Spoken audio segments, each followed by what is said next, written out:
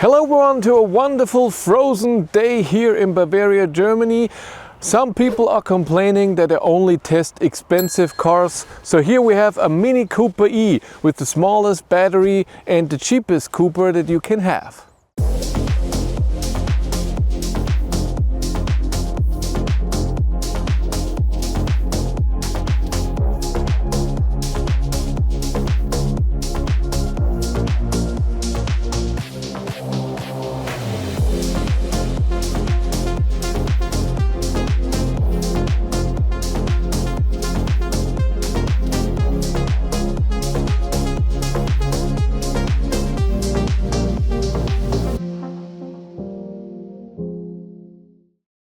This video is brought to you by EV Supply, accessories for your EV. They support a lot of different brands: Volkswagen, Audi, Škoda, Cupra, Tesla and BMW. Use the link in the description below to get 10% on accessories. And they also have winter tires and rims, different designs and cheaper than at your car dealer. Use the other link to get free shipping within Germany and Austria and contact the support to get better conditions for shipping for the EU. EV Supply. We have a 36.6 kilowatt-hour battery. WLTP range is around 250 kilometers. It can charge AC with 11 kilowatt, DC with a peak of 75 kilowatt. We only have 2 doors, so to get in the back needs a bit of youth. Has 184 horsepower front-wheel drive motor, top speed is 160, acceleration around 7.3 seconds. We're gonna test all of this today. The front is not the biggest, not too much space. We have a second floor where 2 charging cables can fit, maybe a bit more, so that's nice. And we have this little thing to put here, and the trunk is manually, not electric. You have to, which sometimes it's a bit nice to open and to close. It's just so nice and fast. Let's see how it is to get to the back seats when you're almost 49.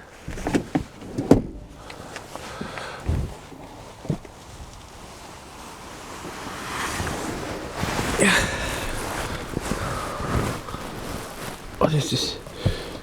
Ooh.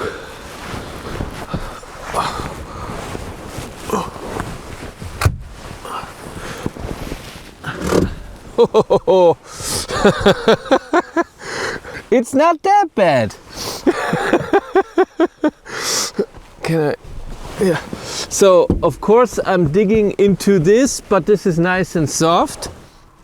The seats here in the back are not horrible. You have to put, of course, the headrest all the way up, otherwise it's digging into your back. We have something to put something to drink. Do we have anything? We don't have any charging back here. And 3 people can sit here, but 2 people, no problem. Even if the seat is in my position, and me being 180 centimeters tall, I have a light and I have this much headroom. Again, legroom is not here, but it's okay. On the front seats in the door, we have our window control and mirror control, locking, unlocking. The door is pretty big and heavy because that people can get to the rear seats. On the left of the steering wheel, we have our light control. On the right, our wiper control. On the steering wheel itself, on the left, we have our cruise control. This car doesn't have adaptive cruise control and no steering assist, so it just has normal cruise control. It keeps the speed. On the right we have a bit of media control, a telephone, favorite button, and a voice command. Then we have here cup holders and 2 USB-Cs and wireless charging. Here in the middle we have our gear, we have DMB. When I get this to a second, we have our key to turn on the car. We have experience, which is the drive mode, and then we have the next song, previous song, and volume. Underneath we have our assist car systems here. Then I press this, and then a parking sensor, maximum defrosting and rear defroster, and our hazards. Headroom is pretty okay. This much space, it's totally fine. Overall, what you can do, like I said, you start the car and turn it off here, and if you just turn it on, like this, it says press brake, ready to drive, and when I press the brake and do this, then it automatically releases the parking brake. You can then put it into D, which can be different regenerative braking. You can set it in the infotainment system. If you put it to high regenerative braking, then it's exactly the same as B, so you don't have to switch it. And then of course we have reverse, we have our backup camera, not a 360-degree camera, but the distances to what's happening behind. We have park assist stuff, which is cool. And like I said, when I go back, I have here my drive assist. I have speed limit warning, lane departure warning, but the speed limit warning can also be turned off just by pressing set, which is cool. And then I have experiences. When I go in there, you standard in core, but you can change that, and then you can have green, personal, vivid, timeless, balance, and then when we go up, we have go-kart. And go-kart is then the few changes. You get a G meter, you get the Newton meters, the kilowatt used. When I'm in core, it looks a bit different design. In green, it's more about saving energy, and it's a bit of a green. And with every experience, when you press, you have here settings button, and then you have special settings for this. But start experience can be core, green, personal, vivid, timeless, balance. For whatever go-kart cannot be your start experience. So when you get into the car, this is the thing that's automatically on. If you want to interact with your climate, you press your temperature, then with plus, minus, you can change the temperature. Here you have seat heater, steering wheel heater, the same for the passenger. If you want the airflow, we go here to climate, then we have where to go, AC on and stuff, and a few settings. And of course planned stuff. Then you have music here, I have Spotify here, we have our home button where you always get to this, navigation and telephone. When you are at the home screen, like you have your time here, outside temperature -6. We have our climate a bit here. Then up here we have the power being used, the battery. Let's go back to core. So it looks a bit different. You see your gear, your range, if the parking brake is engaged or not, your speed of course, and when you press the battery or the power, you get to a special speedometer, which is almost the one that you have in your head-up display. So it's not just the speed, it's the speed in the middle, but then you get the battery power, the power and the battery. And the state of charge in the number you only get in here. When you get out of here, you just have a bar, not the real number. When you press this, you see here 91%. In the middle we have our speedometer. You can have different things that you see. Here I have my phone. Then when you swipe over, navigation, music, which right now is Spotify. You have your assist system, weather. You have your consumption. Every time you press it, you get into it. We have different driving data that you have in every BMW since start of the trip, since charging, since factory, since individual. This is the only one that you can reset yourself. You can always go back. Then we have our time, and that's it. And again, when you press this, you're in your thing, and here you can go back. Here we go instantly to our navigation, and Android Auto also was down here as a button, and you always get into Android Auto when it's connected, when it starts. That's a bit annoying. We have more apps. When you press this, you can see all infotainment, vehicle, recently used, mini connected, so that you don't see everything. You can search for them, and then you can go through them, and then you have millions of things that you can change. It's really a lot. So the Mini Cooper drives like you think it would, and like it should. I think it's pretty low, it's pretty bumpy, it's very go-kart like. The power is good, not overwhelming. It's very attached to the gas pedal, so when you press it, there's stuff happening, and you instantly have full power even though you're not pressing very hard. The regen is nice and strong, and it's extremely bumpy and sporty, and I'm in core. So I'm sure in go-kart it's even more.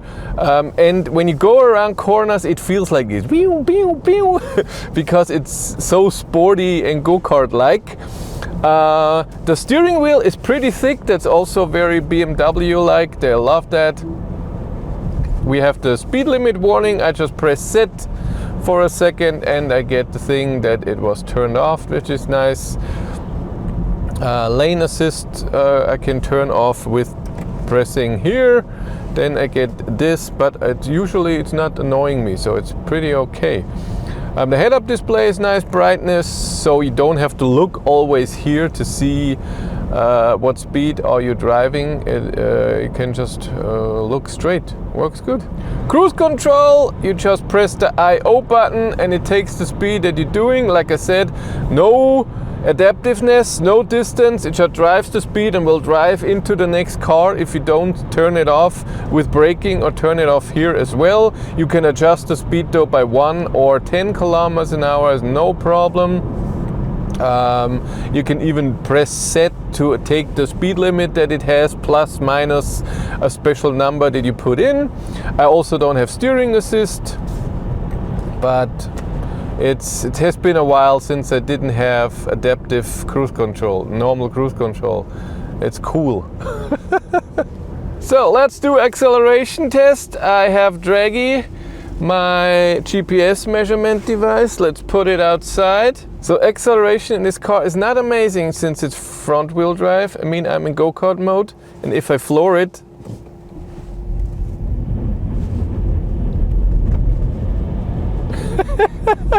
it's just spinning wheels. Of course, winter tires and not perfect road. It's a bit wet. Yeah, even in core mode, the wheels are spinning when you floor it till 60 kilometers an hour.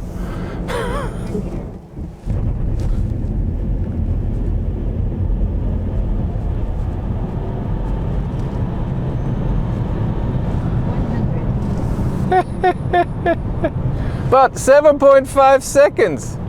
I think 7.3 is the official number, even though spinning wheels the whole time. Then we go on a highway, see how the noise level is, and maybe drive the top speed of 160.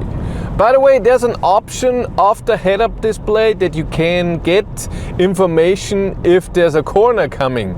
And I don't mean extremely safety, horrible corner. I mean, almost every little corner, it shows you how the corner goes and how far the corner is away and stuff like this. I turned this off because it's really distracting. It happens on a country road almost the whole time. 130, God, it's bumpy. It's a good thing this doesn't have a glass roof because the camera would shake like crazy. This is way more stable than what I have it in now, but really bumpy. Noise level is good though, really good. 163, 64 our top speed, and it's totally okay. For this bumpiness, it's alright. The power feels good for this car. It's not overwhelming. It comes in very fast, even though it's not amazing power, and it fits the car very well. But really a funny car. So again, if you want comfort, this is not your car. If you want a bit of driving fun, go around the corner, it doesn't feel like it's going all over the place. You have a sensitive gas pedal, acceleration pedal. This is just it. It's fun. And it's not too, it's very bumpy, but I don't find it horrible. It's just the bumpiness that you feel, this is sporty. And go-kart feeling, the infotainment system takes time to get used to, and the swiping, it doesn't work perfectly. So when you go around here, sometimes you have to press a bit harder. Battery is a bit too small for long distance drive. This is just for city and country driving. But of course I will do range tests in it. It's just, again, it's for, the car feels like it's for fun. It's not for comfort, for practicality. If you want to follow me on Instagram, BatteryLife1, and if you want to support the channel, you can do that via channel membership here on YouTube. And if you want to know what's happening behind the scenes, I have a third YouTube channel, Behind the Battery. But that's it for me. Thank you much for watching. Have a great day and take care. Bye.